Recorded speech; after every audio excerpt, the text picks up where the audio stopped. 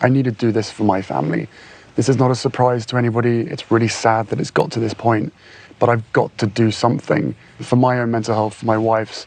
Another week, another twist in the Meghan Markle saga. Just when royal watchers thought the dust had settled, Meghan has resurfaced in the glossy pages of People magazine with a profile that's raising more than just eyebrows. The timing? Impeccable. The tone? Calculated. The absence of one particular red-headed royal? Deafening. What was framed as a simple lifestyle spotlight might actually be something else entirely. A carefully curated solo rollout that feels more like the opening act of a larger story. The Meghan Markle we see here isn't leaning on nostalgia or the fairy tale of royal escape. She's focused, poised, and seemingly solo. Her smile in those perfectly lit photographs says, "I've moved on," even if the headlines don't dare say it outright. So, is Meghan quietly launching a new chapter without Harry? But what she didn't say might just be louder than anything printed. Let's start with the basics. Meghan Markle just gave People magazine an exclusive look at her latest project. The layout was classic celebrity elegance,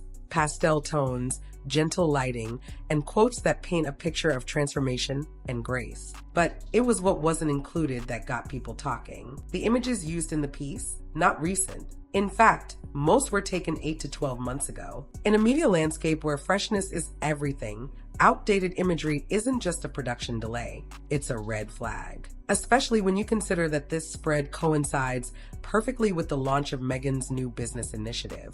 No updated photos with Harry, no candid couple shots, no behind-the-scenes family moments, just Meghan, polished and glowing, alone. This wasn't an oversight, it was orchestration. Everything about the release, the images, the timing, the tone, suggests control. Meghan wanted this feature to reflect her story, her narrative. And when you're launching something big, distractions like a husband with emotional baggage just don't fit the aesthetic. But if this was just a puff piece, why did it read like a perfectly planned message to the world? And why now? The answer may lie in how celebrities use timing not just to tell stories, but to rewrite them. And Meghan? She's not just telling a story, she's reframing a legacy. This isn't Meghan's first time navigating the pages of People magazine. In fact, it's been a preferred platform for her brand of soft-focus PR since the beginning. Over the years, it has published flattering features that painted her as a compassionate duchess with a keen eye for detail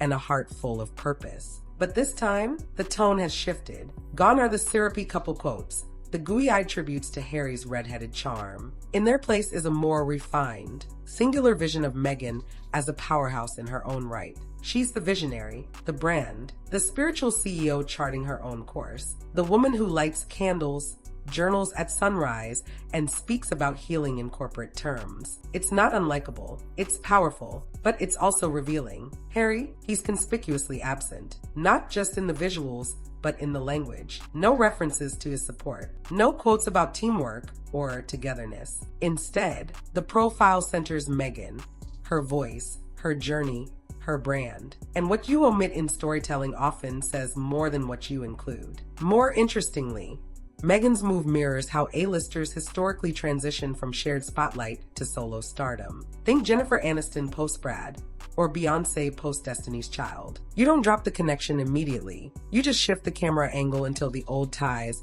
quietly fade from view. Meghan wishes her husband could feel less burdened by the past and be more present in the life they've built together. That line, it hit the royal watcher universe like a thunderclap. On the surface, it feels kind, even wistful. A woman who wants her partner to be present, to let go, to enjoy the life they fought to build together. But context is everything. Coming from Meghan, and placed precisely in the center of a PR spread built to highlight her, the quote feels less like compassion and more like condemnation. It reads like the softest possible version of, "I'm doing the work." He's stuck. She didn't need to accuse Harry of anything directly. This one sentence did the heavy lifting. It planted doubt. It opened the door. It whispered, if this doesn't work, you know why. And that's the power of Meghan's narrative skill.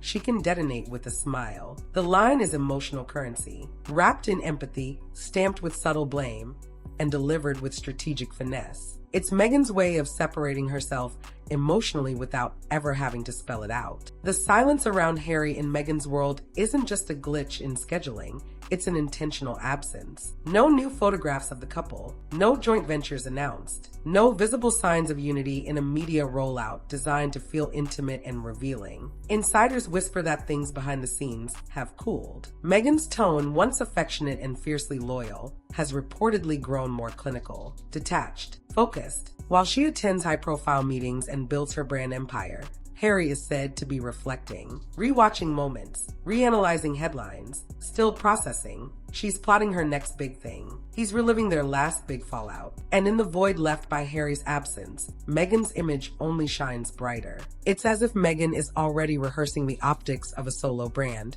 subtly training the public to imagine her without Harry at her side. When Harry released Fair, the bombshells came fast. Accusations against William for physical aggression. Camilla painted as a calculating press manipulator. Charles as cold, distant, emotionally disengaged. It was less a memoir and more a televised family therapy session, written in ink. The reaction from the palace? A masterclass in aristocratic retaliation.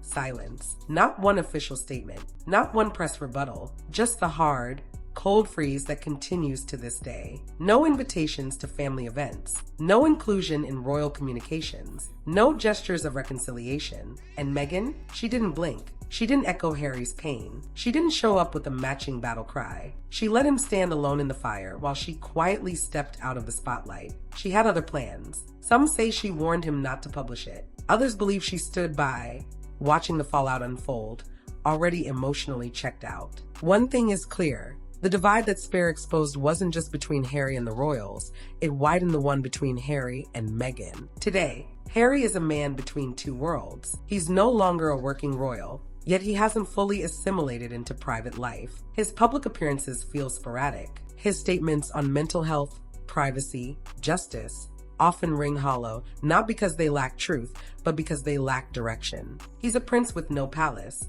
a man without a map. Meanwhile, Meghan has adjusted seamlessly. The American media machine suits her. She's fluent in its language, buzzwords, branding, alignment. She knows how to pivot, how to rise, how to leave. And in Harry's indecision, Meghan finds clarity. He's trying to make sense of a life lost. She's designing the next one. That difference? It's more than emotional, it's existential. Every marriage faces emotional imbalance at some point. But for Meghan and Harry, that divide is now public and potentially permanent. She is manifesting future realities, hosting strategic meetings, planning visionary product lines. She's in the moment, but not necessarily with Harry. He, on the other hand, appears caught in the past, reliving royal rejection, hoping for healing from a family that has moved on without him. She's building, he's brooding. The emotional tone is no longer aligned. It's diverging, section by section, quote by quote. What once looked like a team has started to resemble two solo acts performing on different stages. Meghan isn't just launching a business, she's relaunching herself. Gone is the overwhelmed Duchess trying to survive palace politics. In her place is a high-functioning, high-fashion founder. She's curating every image, every word, every move. And Harry? He's noticeably not in the frame. If this is the beginning of the end, Meghan won't say it aloud. She won't have to. The signs are already there. The solo projects, the filtered interviews, the shift in tone. And by the time Harry realizes he's no longer part of the story, Meghan will have already turned the page. This isn't emotional cruelty. It's brand management, and Meghan is a master of it. One couple, two timelines, a growing divide. As Meghan rebrands, resets, and redefines herself for a new audience, Harry lingers in the rearview mirror, caught between identity and purpose. They once escaped together, bound by love and rebellion. But now their paths are diverging. This isn't just a royal rift. It's a quiet undoing. And Meghan? She's already written the ending. Stay tuned.